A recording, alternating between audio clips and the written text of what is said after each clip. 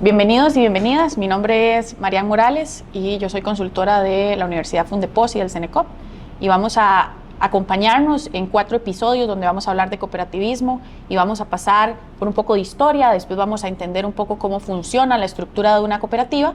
Más adelante vamos a ir desglosando un poco más las funciones, los roles de los órganos y los cuerpos directivos para finalmente llegar a un poco lo que está sucediendo hoy con las cooperativas, y es esa necesidad de que tengamos cooperativas con alto contenido de innovación, que implementen habilidades para las nuevas generaciones, que hagan atractivo este modelo para poder generar empresas cooperativas exitosas. Hoy vamos a vamos a hablar de la historia y la estructura de una cooperativa para poder entender de dónde nace, inclusive de dónde nace en el mundo, de dónde nace en Costa Rica, y poder ir aterrizándolo con todos otros conceptos necesarios para poder entenderlo. Porque una situación frecuente cuando hablamos de cooperativas es que los confundimos con dos otros tipos de sociedades que existen. O las confundimos con una ONG, con una asociación, o los confundimos con una sociedad anónima. Entonces, parte de lo importante de estos 4 episodios es que podamos entender cuáles son esas diferencias de una cooperativa respecto a este otro montón de estructuras que existen para poder conformar empresas o organizaciones sociales como son las ONGs. Entonces hoy vamos a hablar de historia, y las cooperativas nacen hace ya bastante, no en Costa Rica, no, aunque después estuvimos bastante adelantados respecto a otros países. No nace en Costa Rica el cooperativismo para la era de la Revolución Industrial, que si nos ponemos todos como en contexto, es este momento en el que empieza la industria a revolucionarse para poder producir en gran cantidad, y con esto una gran cantidad de atrocidades y de formas de administrarse laboralmente entre la relación proletario y la relación el jefe o el dueño de la organización, que no estaban viéndose bien de cara al mundo. Entonces teníamos niños trabajando horarios de 12 horas, 16 horas, inclusive existía la figura como uno de los grandes insumos para la producción, era el carbón. Había un rol específico que era la limpieza de chimeneas, y esto me encanta siempre contarlo porque creo que es como lo más que ejemplifica de mejor forma una de las razones del por qué se motiva el nacimiento de las cooperativas, y es que existía este rol en el que había que limpiar las chimeneas del carbón, y entonces quienes lo hacían eran los más chiquititos, porque eran los que cabían en las chimeneas y eran los que podían pues entrar y limpiarlas. Entonces eso tenía que, como consecuencia, un montón de cosas, entre ellas bajos niveles de educación, problemas de salud, desnutrición, desigualdad. Trabajaban no solamente en ese momento, que era mucho más natural que solamente el jefe de hogar trabajara, se empezó a incursionar en el trabajo de mujeres y niños, y con una desmedida atención a cuáles eran los beneficios que tenían esas personas. Entonces un grupo de tejedores en Inglaterra toman la decisión de poner un alto a la situación y encontrar una forma en la que pudieran satisfacerse las necesidades económicas de las personas, pero de forma justa. En el tanto, las condiciones de trabajo en las que se estaban trabajando eran infrahumanas, como ya les venía contando, no existían garantías sociales, habían bajos salarios y habían condiciones precarias. Entonces, ¿cómo darle vuelta a partir de un ejercicio de inversión, que más adelante hablaremos de innovación, pero muy actualizados en su momento, empiezan a generar lo que hoy conocemos como un ejercicio de inversión en metodologías de innovación? Y este montón o este grupo de tejedores propone lo que inicialmente da forma a la primer cooperativa de Röchler en 1840. Entonces 28 tejedores se unen y forman esta cooperativa con un objetivo principal. Ese objetivo principal es poder solventar los problemas comunes de esas personas, que en buena parte son los que ya les venía comentando. Entonces se funda la primera cooperativa de tejedores y sienta las bases de la educación cooperativa. Una de las grandes pilares del cooperativismo, y que los tejedores en su momento ponen como una de las fortalezas, es que desde el inicio se le diera grande importancia a los temas de educación en términos de cooperativismo. ¿Por qué a los temas de educación? Porque se tenía que tener claridad de que lo que se estaba buscando era una solución y empoderamiento a las personas que estaban asociándose a la cooperativa en la figura de asociados, que también más adelante la vamos a estudiar, para que pudieran solventar sus necesidades a partir de unos años, de un tiempo en el que se venía recibiendo muchísimos maltratos. Entonces surge el primer concepto de cooperativa y en ese momento se habla de que una cooperativa es una asociación autónoma de personas que se unen de forma voluntaria para poder hacer frente a sus necesidades. ¿Necesidades cuáles? Económicas, sociales, educativas, de familia, porque se busca que el modelo cooperativo sea un modelo integral. Ojo, las cooperativas son empresas y esto también es importante dejarlo claro, son empresas de carácter cooperativo, o sea, que su componente social es bastante bueno. Y su componente social busca que hagamos una distribución de la riqueza más equitativa e igualitaria, que también lo vamos a ver cuando hablemos de valores cooperativos. Entonces se empieza a hablar de cómo llegamos a que esa idea inicial y esa conformación de estos 28 tejedores en una cooperativa pueda trascender en el tiempo. Entonces de ahí que hoy vayamos a conversar sobre la doctrina cooperativa o la estructura que tiene una cooperativa, que a diferencia de una empresa sociedad anónima, tiene altas bases que han ido transformándose a lo largo del tiempo para bien y siempre manteniendo la esencia, pero que lo que buscan es sostener el modelo a partir de la equidad y de la solidaridad tal cual se formó en el año 1800 y pico. Entonces, esto a nivel internacional, en Rochelle, Inglaterra, surge la primera, después empieza a desarrollarse a nivel internacional y en Costa Rica las primeras cooperativas se constituyen por extranjeros residentes en el país. Personas que escucharon del modelo a nivel internacional, vienen a Costa Rica y tratan de conformarse en el modelo a partir de viajes que se habían hecho al exterior o en medio de lo demás. Entonces, en 1923 se inicia con el primer esfuerzo de una Asociación Nacional de Trabajadores que funda la Sociedad Cooperativa, la primer sociedad cooperativa constructora gremial, así se llamó en su momento. Y entonces lo que buscaba era replicar ese modelo que había tenido tantísimo éxito en Inglaterra y entendiendo que Costa Rica siempre ha sido un país de derecho, social de derecho, y en 1923 era parte de lo que vivíamos en este país y entonces surge esa primer cooperativa. Entonces ya en 1943, en la promulgación del Código de Trabajo, el Centro de Estudio de Problemas Nacionales resalta nombres que han tenido gran interés en términos de cómo se conforman las primeras cooperativas en Costa Rica, y ahí entonces podemos hablar de Rodrigo Facio, de Jorge Rossi, de Isaac Felipe Azofeifa, de Eugenio Rodríguez, que son no solamente en términos cooperativos grandes pensadores, grandes padres de la patria en este país. Y no es casualidad que una de las sedes de la Universidad de Costa Rica pues se llame Rodrigo Facio, y es porque en este momento estaban surgiendo todas estas soluciones para poder escalar a nivel democrático, a nivel de estrategia de este país, a nivel político y a nivel empresarial. Entonces las cooperativas surgen como respuesta, traídas desde el modelo original en Inglaterra. Y en 1943 surge ya la primer cooperativa, no en términos de asociación, sino ya conformada como una empresa como tal, y calculo que todos los que estén viendo este contenido, este video, tenemos en nuestros hogares aún a la fecha productos de esta cooperativa. En 1943 nace Copevictoria. Copevictoria es la cooperativa más longeva de este país, con su nombre ya bien establecido y inscrita como tal, no a nivel de asociación como el primer esfuerzo, y que lo que busca es desarrollar a los productores de la caña de la zona de Grecia. Y a la fecha conocemos a la marca Azúcar Doña María, que es el estandarte de la cooperativa Copevictoria, y que se han extendido hacia otros giros de negocios muy relacionados con el agro, pero que siguen estando a nivel internacional, destacándose. En términos de, sigue siendo la primera cooperativa de este país.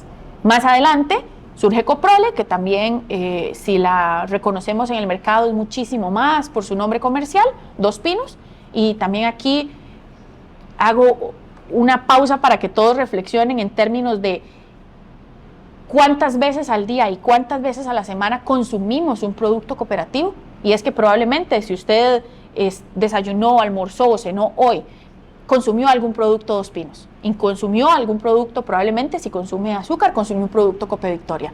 Entonces ese es el nivel, y que vamos a ir profundizando en estos episodios, de cómo ha impactado el cooperativismo a nivel internacional, a nivel de Costa Rica y a nivel de nosotros en el consumo que tenemos nosotros de los productos y servicios en este país. Entonces después vamos a ir viendo, cuando hablemos de tipos de cooperativas, cuáles son esas cooperativas y qué tipos de servicios y sectores son los que abarcan. Pero a priori, estas dos, Copevictoria y Coprole, están a la fecha en el hogar de todos nosotros y probablemente algunos ni siquiera tenemos conciencia de que se trata de una cooperativa y de asociados cooperativos que están detrás de esos productos que nosotros consumimos. Entonces, a la fecha, existe Conaprosal, existe Coprole, existe Copevictoria, existe Copro Naranjo, tenemos un alto desarrollo en cooperativas de ahorro y crédito, donde está Coosique, Copealianza, también tenemos cooperativas de café, el aceite está vinculado por medio de Copiagropal en la zona sur y con la marca Aceite en su punto, que es como la encontramos en los puntos de venta, e inclusive tenemos otros sectores todavía más disruptivos que más adelante vamos a conocer. Entonces, cuando empieza a surgir todo esto, surge la necesidad de crear un instituto que fomente el cooperativismo. ¿Por qué? Porque se reconoce en el cooperativismo una buena solución para la distribución de la riqueza, una buena solución para la creación de empresas solidarias y que todas las personas que puedan enterarse de este modelo estarían beneficiados si logran asociarse a una cooperativa. A la fecha, y lo vamos a hablar cuando hablemos de innovación también, a la fecha existen leyes que buscan, adicional al Infocop, que es el instituto que se crea en 1973 para poder proteger y fomentar el cooperativismo. Pero específicamente en con el Banco Nacional, se crea el Banco Nacional, se crea el Instituto de Fomento Cooperativo en 1973 y los dos con un alto contenido de orientación hacia el apoyo de las cooperativas. Surge presupuesto para el Instituto de Fomento Cooperativo y se convierte el Instituto de Fomento Cooperativo hasta la fecha en ese brazo de las cooperativas en términos de fomento, en términos de financiamiento, en términos, de cómo las cooperativas pueden tener ese brazo como lo tienen las cámaras, el resto de las empresas, y lo tienen las cooperativas en este caso por medio del Infocop. Más adelante se crean otros órganos, se crea el CONACOP, que es el Consejo Nacional de Cooperativas, y que su labor esencial es integrar la defensa y la representación. Entonces, al igual que los otros sectores, repito otra vez, tienen las cámaras para poder defender sus puntos cuando hay una firma de un tratado de libre comercio, cuando hay la aprobación de una ley que afecte a un sector, existe el CONACOP para poderle dar esa representación y esa integración de defensa a las cooperativas del país. Y después, en el 83, se crea mediante la ley 6839 el Centro de Estudios y Capacitación Cooperativa, que es el órgano por excelencia, la institución por excelencia que nos cobija en términos de capacitación a todas las y los cooperativistas de este país, inclusive a veces un poquito más.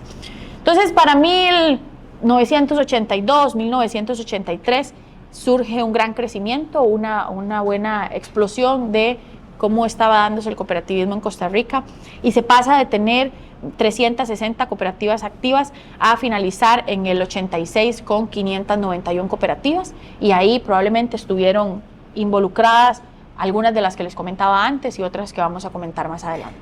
En esencia, el modelo ha crecido al punto en el que tenemos cooperativas que están llevando la delantera como dos pinos en nivel de términos empresariales, de modelo de negocios, de exportaciones, de importaciones, de modelos de cómo hacemos importaciones no solo en contenedores, sino también operaciones a granel. Estamos vinculados a muchísimas áreas y seguimos a la fecha siendo un modelo exitoso, inclusive con las recientes reformas de la ley, que probablemente las vamos a conversar más adelante también, generamos ahora con mayor facilidad una cooperativa que pueda solventar, y volviendo al concepto inicial, las necesidades de un sector, de un grupo de personas que se unen voluntariamente para poder satisfacer sus necesidades. Entonces, les contaba antes que hay distintos tipos de cooperativas y entre esas tenemos cooperativas de vivienda, cooperativas de servicios, cooperativas de ahorro y crédito, de autogestión, de cogestión, de transportes, tenemos cooperativas de comercialización escolares. A mí uno de los ejemplos en términos de cooperativas escolares que más me gusta es la cooperativa de Pindeco que está en Buenos Aires de Pérez Celedón. Es una cooperativa, un colegio cooperativo y que tiene inclusive altos estándares de calidad en la educación. Todos los años los chicos que se gradúan de esta institución puntúan en las mejores calificaciones para ingreso a la Universidad de Costa Rica, para ingreso al TEC, para ingreso a la Universidad Nacional. Eso quiere decir que el modelo está impactando más allá y que la calidad con la que hacemos el trabajo los cooperativistas llega a todos los sectores, en este caso en específico en términos de educación. Tenemos universidades con base y con sangre cooperativa como lo es Fundepos, y que lo que buscan es esa capacitación y esa formación profesional con un fuerte contenido solidario y entendiendo el cooperativismo como una solución para hacer empresas. Hay cooperativas de servicios múltiples y también tenemos cooperativas que abarcan no solamente un mercado local, sino un mercado internacional, como lo hace Copesa. En Costa Rica tenemos uno de los pocos talleres que hay en América para aviones. Entonces recibimos aviones de todo el mundo en una cooperativa, orgullosamente costarricense, donde reparamos a nivel internacional para poderlos devolver a circulación. Entonces, si hacemos un repaso, hemos ido viendo que estamos vinculados en muchísimas áreas y sectores. Entonces, a donde volvamos a ver, ahí tenemos una cooperativa. Existen cooperativas como Procop, que es de reciente constitución, que lo que ofrece son servicios también. Entonces, tenemos en todos los sectores vinculados. Para poder lograr que vayamos llegando a todos esos sectores y devolviéndome un poco a la parte de que existe una estructura cooperativa, para poder darle identidad al cooperativismo, en su momento la ASI, que es la Alianza Cooperativa Internacional, y desde ya la formulación en Rochester, Inglaterra, de las cooperativas, se generó la necesidad de que existieran unos símbolos que le ayudaran al cooperativista a fomentar, a profundizar en esa identidad que iba a tener el cooperativismo. Entonces, reconocemos tres. Uno es el himno, que pues lo pueden googlear y lo pueden encontrar, el himno de las cooperativas. El otro es el escudo, que se parece muchísimo para poder tener una referencia al logo que tiene dos pinos hecho un poco mano del símbolo de las cooperativas, entendiendo que es una cooperativa también, y se parece un poco. Entonces se los explico a grandes rasgos. Es un circulito verde y dentro color amarillo y tiene dos pinos. Esos dos pinos se están tocando y tienen una razón de ser. Los árboles de pino son muy altos y las copas son muy delgadas. Entonces, cuando se busca la forma de generar un símbolo, un escudo que representara a los cooperativistas, se hace la analogía con los pinos, en el tanto si sembramos un pino solo, y creo que aquí en la Sabana era parte de lo que estaba sucediendo cuando hubo la Sabana, digo, el parque que existe en San José de Costa Rica, cuando existió todo un recambio de los árboles que habían, una de las razones era esta, que habían algunos árboles que no eran autóctonos y que sufrían porque estaban solo sembrados. Pero volviendo al porqué del escudo, los pinos específicamente, todos los hemos visto, son muy gruesos en la base y después se van haciendo cónicos y más delgados hacia arriba. Entonces, si están solos, si están sembrados solitos, suelen quebrarse las copas de los árboles. Entonces, si vemos un bosque de pino, entonces decimos, bueno, ¿por qué el bosque de pino no se quiebra? Y es porque hay muchos pinos sembrados de forma paralela. Y lo que hacen es que cuando corre el viento, porque son bastante altos, se mueven en conjunto y eso permite que no se rompan las copas de los árboles. Entonces, lo que buscamos darle a entender a los cooperativistas es que si nos movemos juntos podemos encontrar una mejor solución a los problemas. Y nos rodea un círculo verde que lo que representa es la unión en las cooperativas. Googleenlo, pueden buscarlo como escudo de las cooperativas y ahí vamos a encontrar y van a poderse dar una mejor imagen si no logré describirlo de la forma más adecuada. Y el último es la bandera, que al igual que los países tenemos una bandera, los movimientos tienen alguna bandera, nosotros los cooperativistas la tenemos, es azul, con las letras COP, con las O, parecen un símbolo de infinito en el centro, que lo que representa es que también podemos abarcar muchísimas zonas, muchísimas áreas y tener un gran impacto en todos los países y en el mundo en general. Existe la ASI, que es la Alianza Cooperativa Internacional, que cobija estos símbolos cooperativos y que busca que constantemente exista una comunicación. De hecho, que la misma ASI hace un par de años hace un cambio con la bandera cooperativa porque la bandera que teníamos se parecía un poco a las banderas de otros movimientos y queríamos tener alguna diferenciación al respecto para que la vieran en algún evento, en algún lugar y reconocieran a simple vista que era nuestra bandera. Otra vez devolviéndonos a un tema de identidad, que pudiéramos tener ese lugar de donde agarrarnos en términos de pertenencia, de soy parte de me identifico como cooperativista. Y como cooperativista tanto en términos empresariales como modelo empresarial y también en términos de modelo de vida, porque ahorita ya vamos a abordar esos principios y esos valores que nos cobijan como cooperativa. Entonces, tenemos dos enfoques, que es un poco lo que les venía diciendo, de cómo las cooperativas pueden manifestarse. está el enfoque empresarial, que existe una razón social que se llama cooperativa y que siempre la vamos a encontrar inscrita con una terminación RL, que eso significa responsabilidad limitada. Entonces somos esa figura para podernos identificar como cooperativa, pero también está el cooperativismo como modelo de vida. Entender una empresa cooperativa en el que sus asociados no tengan un modelo de vida cooperativo es imposible. Es imposible porque entonces en la práctica no tendríamos una cooperativa con esencia de solidaridad. Y en ese momento habría que poner un alto para ver qué es lo que está sucediendo. Entonces vamos a hablar sobre los 7 principios del cooperativismo y sobre los valores del cooperativismo para que podamos entender de qué se tratan estas personas que se asocian, que yo les he venido describiendo y que les he dado ejemplos desde el inicio de este video. ¿De qué se trata? ¿Qué es lo que hacen? ¿Cuáles son esos 7 principios que les sustentan la base de todo su quehacer?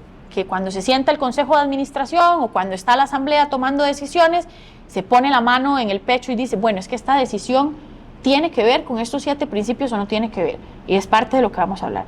El primero es membresía abierta y voluntaria. ¿Qué significa membresía abierta y voluntaria? Que todas las personas que cumplan con el perfil del asociado para una cooperativa específica se pueden asociar. Con esto quitamos cualquier sesgo de discriminación porque cualquier persona que cumpla con lo necesario se puede asociar a esa cooperativa. El segundo es el control democrático de los miembros y en Costa Rica somos un país social de derecho y entonces aquí estamos acostumbrados a ir a elecciones por alcaldes, por síndicos, por el presidente. Desde que estamos en la escuela y el colegio nos acostumbramos a que hacemos elección de los presidentes de junta directiva de escuela, o sea, estamos acostumbrados a ejercer el control democrático sobre las decisiones que se toman en este país. Las cooperativas, las decisiones se toman a partir de este principio también. Coincide con el modelo de vida de Costa Rica también, porque en las cooperativas todas las decisiones se toman a partir de votaciones que tienen diferentes definiciones y conceptos y que más adelante cuando veamos específicamente la asamblea y el consejo de administración los vamos a estudiar, pero que implican mayoría simple, mayoría calificada, o sea, implican una decisión a partir de una votación, tanto en la asamblea, que es el órgano máximo de las cooperativas, como después sus órganos colegiados de representación. Entonces ese es el principio 2. El principio 3 es la participación económica de los socios y este se tira un poquito hacia el lado de recordarnos que las cooperativas somos una empresa y que como cualquier empresa necesitamos un capital inicial para poder trabajar. Entonces, cuando nos asociamos a una cooperativa, debemos de hacer un aporte económico, una participación económica como asociado para poder darle capital de trabajo a esa cooperativa.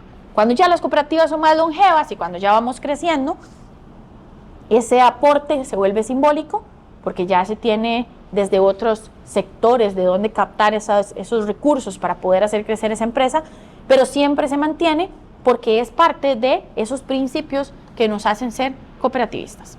El cuarto es autonomía e independencia.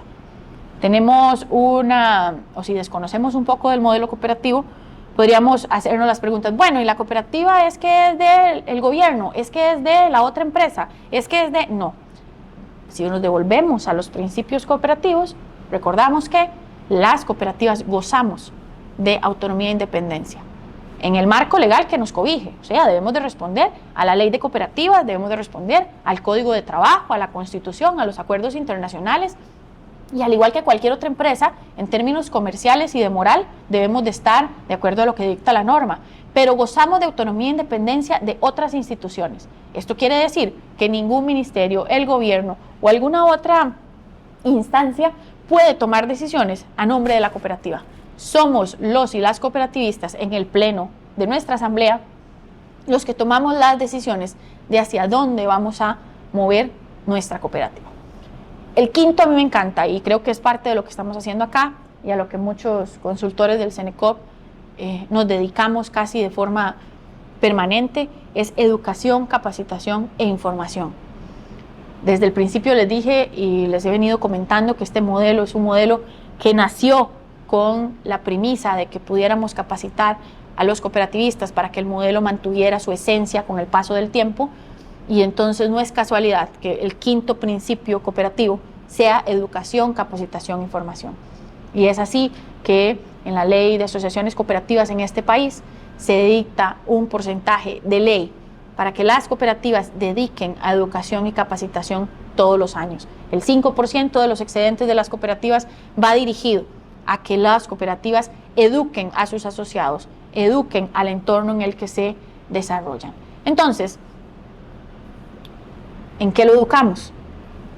En principios, en estructura, en administración de una empresa, porque también sigue siendo una empresa, en valores cooperativos, en el modelo en general, para que podamos mantener la esencia del cooperativismo y en las cooperativas mantener esa esencia viva y el modelo íntegro en términos de solidaridad. Eso me lleva al sexto, que es la cooperación entre cooperativas.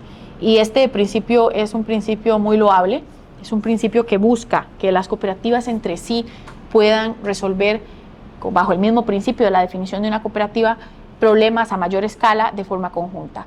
Entonces existen los organismos como federaciones y uniones que buscan que cooperativas de gremios similares, cooperativas de sectores parecidos o que tengan una misma problemática puedan unirse para poder defender a nivel nacional, a nivel internacional, tener esa defensa de lo que esté buscando la cooperativa, sea en términos de empresariedad, sea en términos de defensa de derechos, sea en términos de crecimiento, sea en términos de sostenimiento del modelo cooperativo a nivel nacional. Entonces, en Costa Rica tenemos uniones, federaciones y confederaciones que lo que buscan es que nosotros podamos satisfacer ese principio sexto de las cooperativas, que repito es cooperación entre cooperativas, que también se da de cooperativa a cooperativa, no solamente en las uniones, federaciones y confederaciones. También existen acuerdos de servicio entre cooperativas que se apalancan en este sexto principio y que buscan que las cooperativas puedan tener un mejor crecimiento entre sí. Hay un séptimo principio en las cooperativas y ese séptimo principio también goza de presupuesto en las cooperativas. La ley de asociaciones cooperativas le da un apalancamiento especial a dos de los principios que pues al final terminan recayendo en todos los 7, pero a ese séptimo principio y al quinto principio. El séptimo principio tiene que ver con compromiso con la comunidad. Cómo nosotros generamos bienestar en la organización, a partir de lo que hacemos en la organización y cómo ese bienestar recae en el resto de el lugar en el que está vinculado a la cooperativa. Entonces, por ejemplo, si nosotros vemos Ciudad Quesada, si vemos Naranjo, si vemos Grecia y los comparamos con otros cantones de este país, vamos a ver una distribución de la riqueza un poco diferente. Si vamos a Ciudad Quesada podemos ver un estilo de vida similar, podemos ver casas parecidas, podemos ver un nivel socioeconómico similar, un nivel de educación parecido, un nivel de pobreza similar también o de riqueza similar también. Si nos vamos a otras áreas donde existen una mayor apropiación de modelos de negocios no cooperativos, vemos una distribución de la riqueza diferente. Entonces, partiendo de ahí, este principio es vital para poder sostener el modelo cooperativo a lo largo de los años, porque lo que busca es que el entorno en el que nosotros nos desarrollamos como cooperativistas, tanto desde el enfoque de modelo de vida como desde el enfoque de empresas cooperativas, tenga un impacto en la comunidad, porque existe un principio que se llama compromiso con la comunidad, que busca que todos los y las cooperativistas pongamos nuestros ojos no solamente a nuestras necesidades, sino también a las de esa comunidad en la que nos desarrollamos. Comunidad que puede ser tan grande o tan pequeña como lo permita el tamaño de la cooperativa. Por ejemplo, existen las cooperativas escolares, que es uno de los buenos decisiones de este país, fomentar la creación de cooperativas en escuelas y colegios, y entonces la comunidad de esa cooperativa va a ser su colegio, su escuela, su espacio en el que se desarrolla, y ahí va a velar ese modelo cooperativo por esa comunidad en la que impacta. Pero si vemos a gran escala un Dos Pinos, si vemos a gran escala un Cosique, si vemos a gran escala un Copeagropal en la zona sur, se busca un Copealianza, un Copeagri en Pérez Celedón, estas cooperativas buscan el crecimiento sostenido de la comunidad donde se están desarrollando, del país donde se están desarrollando, y los beneficios que parten de las cooperativas sean vistos de forma equitativa e igualitaria en todas las cooperativas. Entonces, esos son los 7 principios que nos cobijan como cooperativistas y que lo que buscan es que cada vez que nosotros hablemos de cooperativismo entendamos que va más allá de generar dinero en un ejercicio económico a partir de un giro comercial y que esto implica un compromiso con la comunidad, un compromiso con la sociedad, un compromiso con los valores, un compromiso con un modelo que surgió hace muchísimos años en Inglaterra a partir de una revolución industrial y que a la fecha deberíamos de estar considerando, y cuando hablemos de innovación lo vamos a volver a retomar. ¿Qué estamos haciendo en esta segunda revolución de tecnología, de inteligencia artificial, para poder sostener este modelo otros muchos años más? ¿Cómo hacemos que nosotros podamos migrar este modelo hacia un modelo que tenga una permanencia en las próximas décadas? Yo confío en que sea la permanencia de estos principios cooperativos lo que nos permita que ese modelo pueda sostenerse. La Alianza Cooperativa Internacional ha conversado, y todavía no está entre los 7 principios, pero ha conversado sobre la posibilidad de incluir un 8º principio cooperativo. Ese 8º principio cooperativo tiene que ver con sostenibilidad.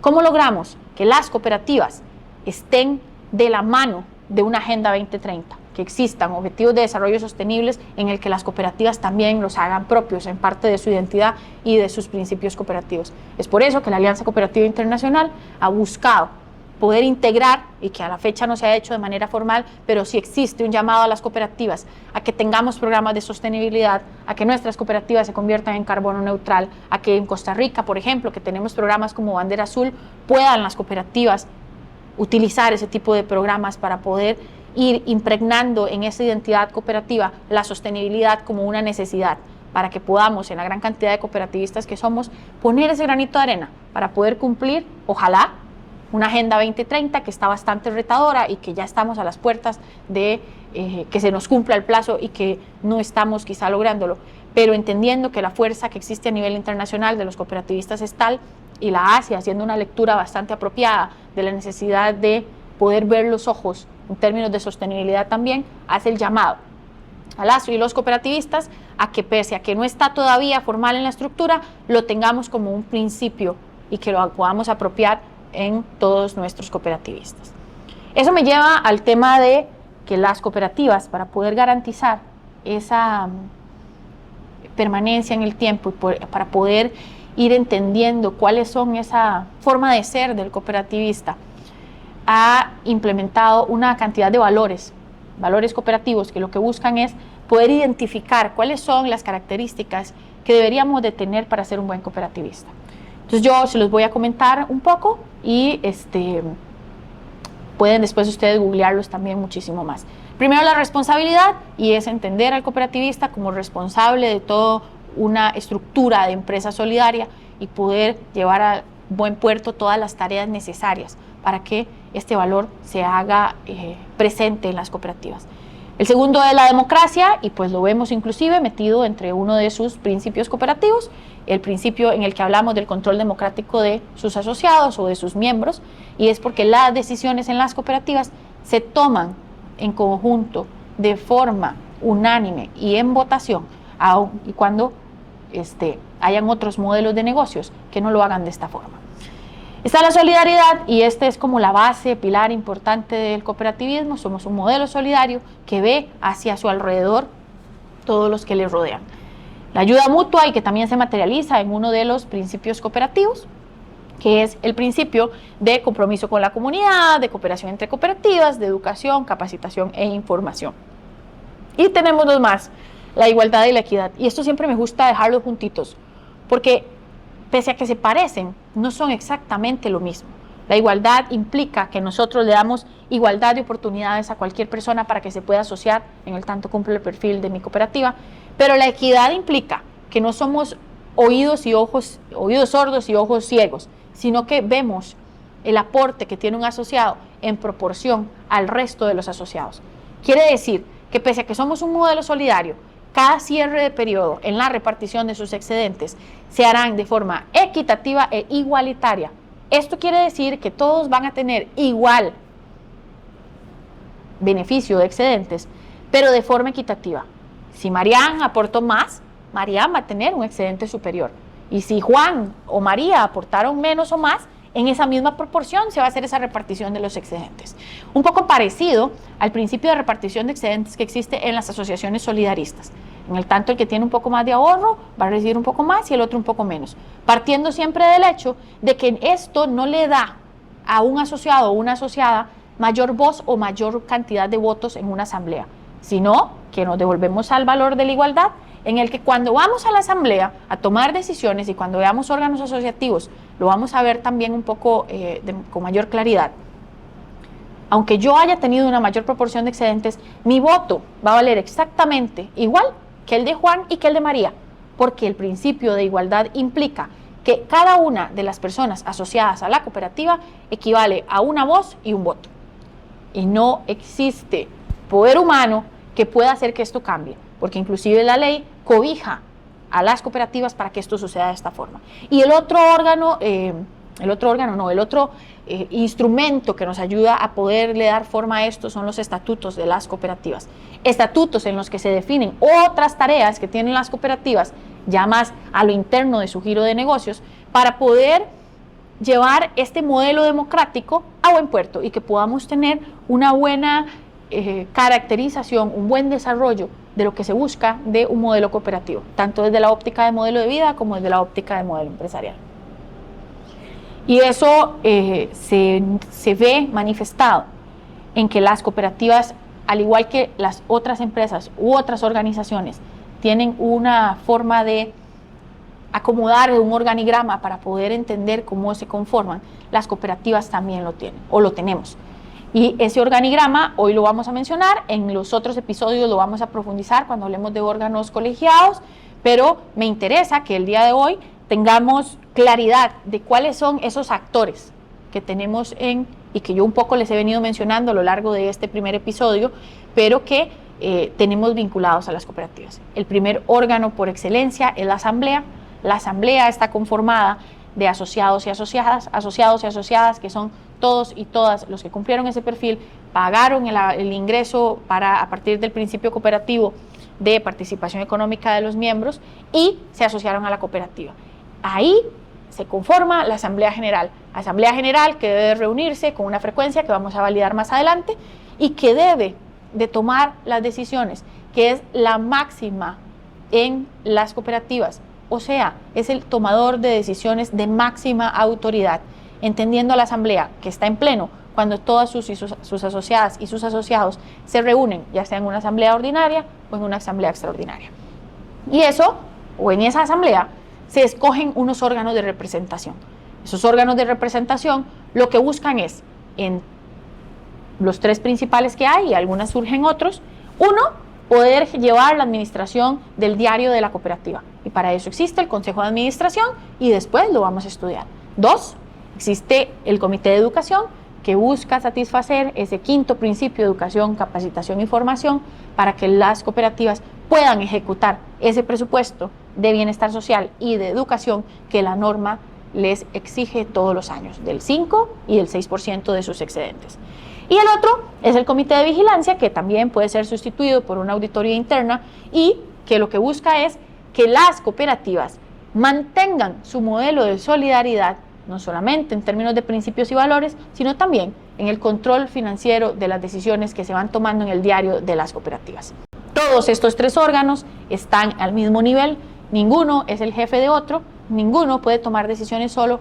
Importantísimo, ninguno de los miembros, en el tanto esté solo, nos lo topemos en la calle, ande por aquí o por allá, puede tomar decisiones a nombre de ese órgano o de la asamblea en solitario, porque por definición los órganos colegiados, Consejo de Administración, Comité de Educación, Comité de Vigilancia y otros comités que existan por el giro específico de negocios de la cooperativa son órganos colegiados, y el órgano colegiado es aquel que existe si y solo si están reunidos todos sus miembros o la mayoría que así lo establezca el estatuto.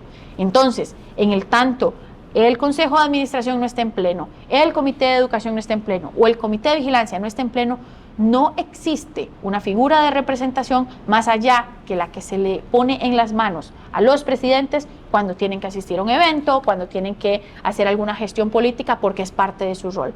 Pero las decisiones que tomen en nombre de representación nunca van a poder ser ajenas o lejanas a las decisiones que se tomaron en el marco de la reunión que existe en el órgano colegiado, que también la vamos a ver más adelante y que se le conoce como sesión del Consejo de Administración o sesión de alguno de los comités. Todos, repito, al mismo nivel, todos conformados, dependiendo de la cantidad de asociados que se tengan, por un número impar de personas, y que en algún momento el mínimo eran 5, ahora pueden ser 3, de acuerdo a la reforma que existe de la Ley de Asociaciones Cooperativas en la base de asociados para su constitución, y que lo que buscan es que tomemos decisiones de la mejor forma posible. Haciendo un campito aparte, debajo del Consejo de Administración está la gerencia. Esa gerencia ya no forma parte de los asociados de las cooperativas, a menos de que sea una cooperativa de autogestión, pero en ese momento ya no forma parte de las cooperativas, de los asociados, sino que forma parte de lo que conocemos a nivel administrativo como estructura empresarial. Esa estructura empresarial parte de un gerente, de unos departamentos, como cualquier otra empresa normal y silvestre. Y su existencia o no de esos departamentos va a depender del tamaño de la empresa cooperativa, de cuánto se haya crecido, de su giro económico. Entonces, por ejemplo, existen cooperativas de reciente constitución en la que el gerente es, como decimos popularmente, el todólogo. Le toca hacer de ventas, le toca hacer de recursos humanos, le toca hacer de administrador, le toca hacer de financiero, porque la estructura cooperativa es todavía muy pequeña para que pueda tener más personal a cargo. Pero cuando ya encontramos cooperativas tan grandes como la Dos Pinos, como Conaprosal, como Copeagri, como cualquier otra que se nos ocurra, ahí vamos a tener debajo de la gerencia una estructura empresarial más robusta. Departamento de Recursos Humanos, Mercadeo, Operaciones, administrativo, financiero, los vamos a tener ahí abajo. Y la mayor o menor cantidad de personas que tengamos va a depender del tamaño de la empresa cooperativa con la que estemos conversando.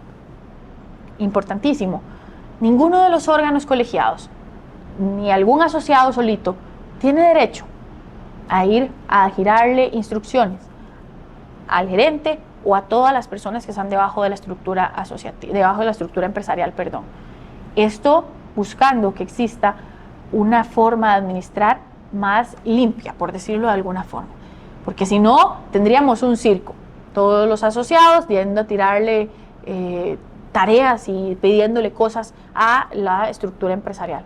Entonces, ¿cuál es el órgano canal para poder comunicarse con la gerencia y de ahí hacia abajo? Consejo de Administración, que el Consejo de Administración ejecuta lo que la Asamblea le ha pedido, bajo el marco de las decisiones que se tomaron en la Asamblea Ordinaria o Extraordinaria.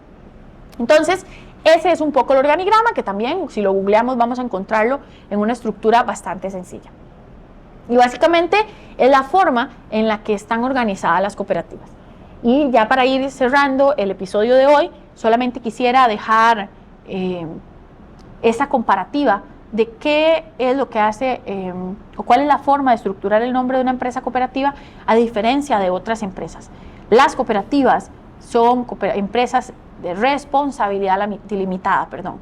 Entonces, esa responsabilidad limitada lo que busca es que la cooperativa tenga un carácter, pues, en ciertos aspectos legales, en ciertos aspectos de responsabilidad distinto, no preferencial, distinto al de una sociedad anónima, respondiendo a que existe una facultad social y de solidaridad en la que ya de por sí se hace una distribución de la riqueza de forma equitativa. Y existen porcentajes, como ya los hemos venido conversando en este episodio, para educación, para bienestar social, reservas legales, se traslada también un porcentaje de los excedentes al CENECOP para educación y capacitación. Entonces, quizá la principal diferencia es esa, que existe una asamblea en pleno en la que todas las personas son un asociado, un voto. En las sociedades anónimas esto difiere, suele ser un asociado mayoritario que mantiene más del 51% de las acciones, que suele ser el comportamiento usual, pero si no, también existe una división en porcentajes diferidos. Eso quiere decir que Marian podría ser el tomador de decisiones si tiene más del 51% de acciones de una sociedad anónima y que tal vez Juan o María, que tienen menos, tendrían que avenirse a esas decisiones de Marian. Totalmente distinto a cómo tomamos las decisiones en una cooperativa, en la que el voto de Marian, el voto de Juan y el voto de María son exactamente el mismo valor, tienen el mismo valor a la hora de hacer la toma de decisiones.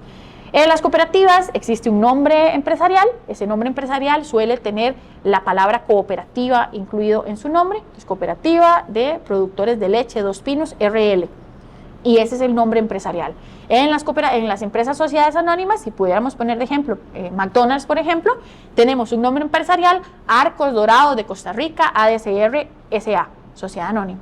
Y todas las empresas, tanto responsabilidad limitada como sociedad anónima, tienen un nombre comercial, que para la Cooperativa de Productores de Leche Dos Pinos y que para Arcos Dorados es McDonald's. Y esta es una similitud que mantienen tanto las empresas cooperativas como las empresas de sociedad anónima, y que básicamente era importante de aclarar. Y con esto ya iríamos cerrando, y al final lo único que quisiera comentarles es que en Costa Rica más del 21% de la población somos cooperativistas. Eso quiere decir que hay un nivel de permeabilidad del modelo cooperativo, y que ese modelo cooperativo viene en crecimiento. Este dato es del último censo cooperativo y estoy segura que ya debemos de estar superando el 25%, pero habría que revisarlo para poder tener claridad. También debemos de entender que en Costa Rica el PEA está en un 39.9% correspondiente en términos cooperativos, que 56,000 toneladas de los productos que se trabajan en palma aceitera en Costa Rica corresponden a cooperativas, y que eso en competencia a otras empresas, sociedades anónimas que también lo trabajan, y así otro montón de datos que podríamos ir recabando. Pero básicamente el dato más importante es entender el impacto que tienen las cooperativas en el desarrollo de este país.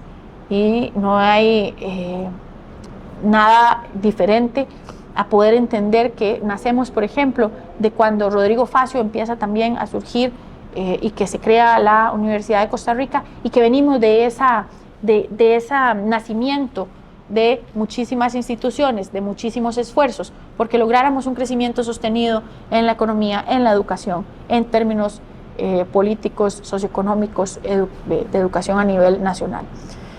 El modelo cooperativo nos ha dejado muchísimo, y creo que en los otros episodios vamos a ir desarrollando esas otras pedacitos, o yo le llamo la metodología de la cebolla, esas otras capas de la cebolla hacia adentro, para ir entendiendo cómo es que funcionan esos órganos que hoy les comenté, cómo se materializan esos principios que hoy les comenté, y cuál es el camino que deberíamos de tener las y los cooperativistas para poder hablar de innovación y de un sector cooperativo innovador. Muchísimas gracias por escucharnos y por vernos, y esto sería todo por el episodio de hoy.